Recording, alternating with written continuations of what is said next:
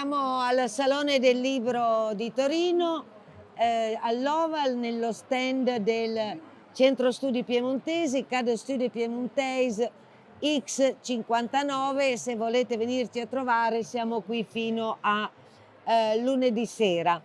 Dedichiamo questi pochi minuti di questa diretta per dire qualcosa, presentare, la parola è troppo grossa, ma per dare due informazioni su uno dei tanti libri che abbiamo qua in esposizione e in vendita, Poeti in piemontese dal Novecento ai giorni nostri, raccolta antologica.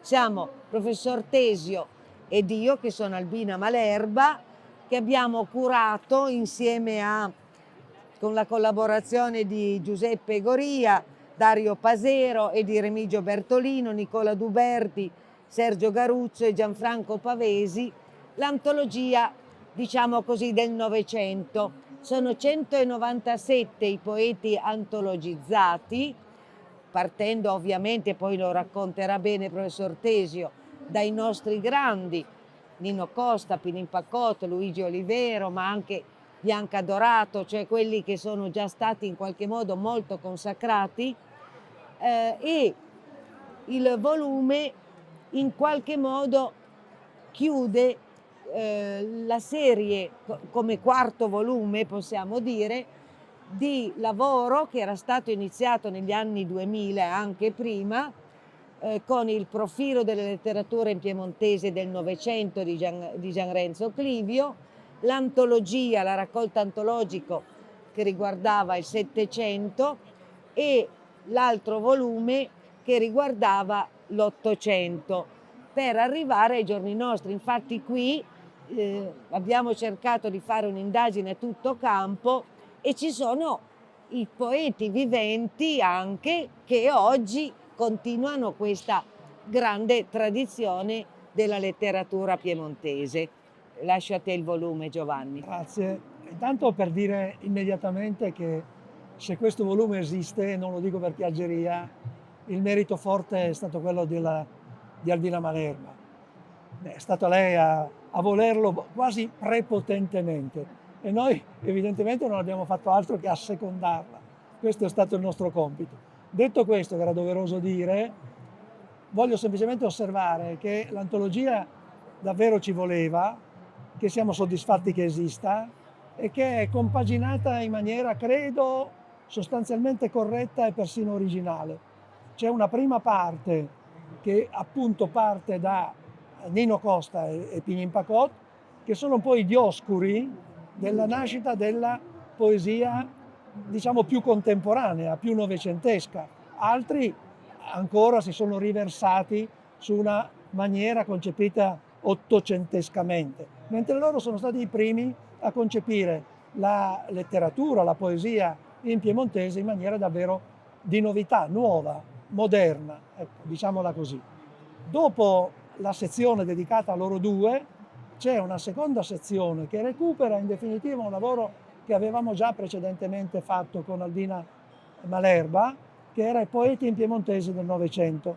E lì avevamo veramente creato una sorta di canone, cioè avevamo cercato di mettere in gioco le voci migliori, o quelle che noi abbiamo ritenuto migliori, di una letteratura, evidentemente di una poesia molto più vasta, molto più ampia. E quindi abbiamo recuperato quei nomi in una sezione particolare perché abbiamo cercato di dare valore a qualche poeta selezionato.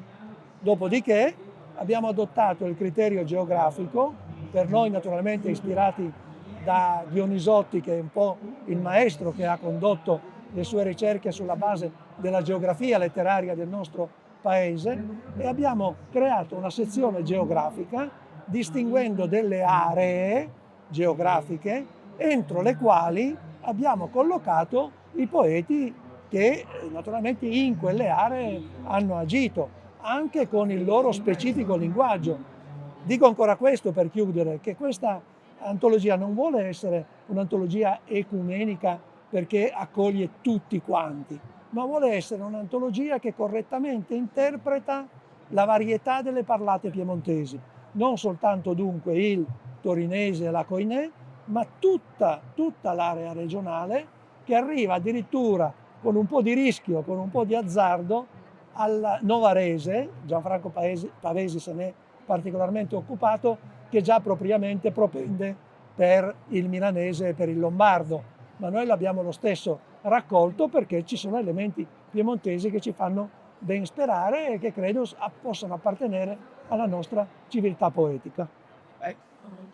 Bene, allora io direi ricordatevi questo libro, Poeti in piemontese dal Novecento ai giorni nostri, raccolta antologica che non dovrebbe mancare in nessuna biblioteca piemontese.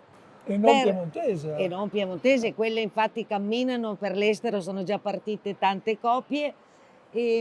Invece per chi ci segue nelle nostre dirette, la prossima sarà alle ore 14 con Andrea Ludovici, dove parleremo dell'archivio del Centro Studi Piemontesi, perché il Centro Studi Piemontesi fa molta attività editoriale, pubblica la rivista Studi Piemontesi, ma ha tutto un cotè di lavoro che è la salvaguardia, la valorizzazione del nostro patrimonio archivistico e bibliografico.